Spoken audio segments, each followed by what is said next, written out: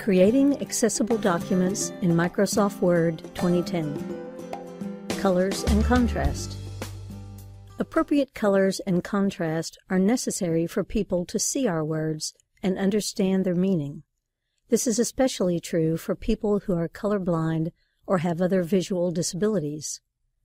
We create documents to communicate. We invest our time organizing our thoughts and carefully choosing our words so we can deliver a clear, concise message. If we then put it all down in a way people cannot read or understand, we have not done our best at communicating. There are two very simple rules when it comes to color and contrast in our documents. Rule 1. Do not ask your reader to make a choice based on color alone. Did you know that an estimated 8% of the population is colorblind? If color is used as the only visual means of conveying a message, asking for a response, or identifying a visual element, then what is a person who is colorblind to do? Let's suppose for a moment that you are asking your reader to make a choice based on color.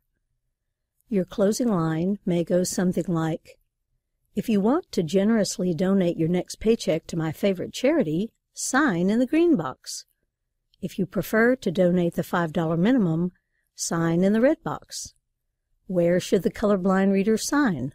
Most likely, they won't sign at all.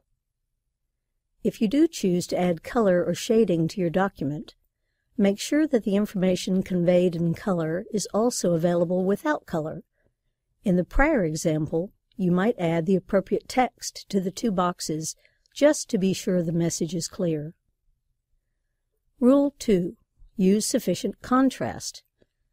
A recent design trend involves presenting gray text in small sans serif fonts on a white background.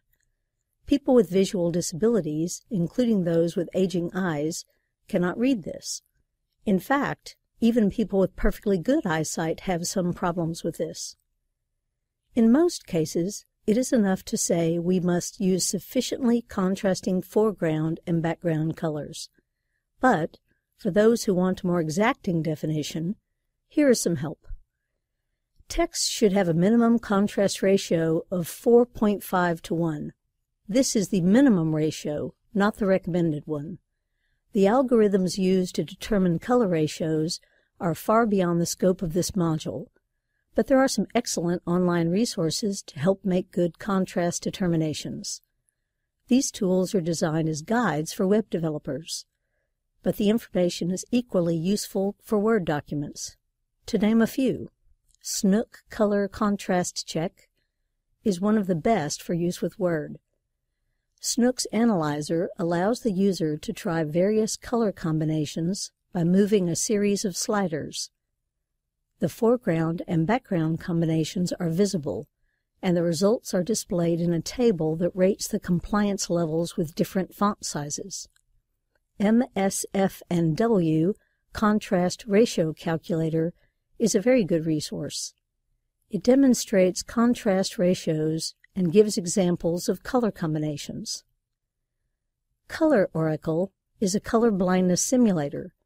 It shows what people with common color vision impairments will see and is available as a free download for Windows or Mac. To summarize the takeaway lessons of this module, 1. Never rely on color alone to convey information or meaning. And 2. Use sufficiently contrasting foreground and background colors. The online resources mentioned earlier are listed on the downloadable transcript for this module. This concludes our module on colors and contrast.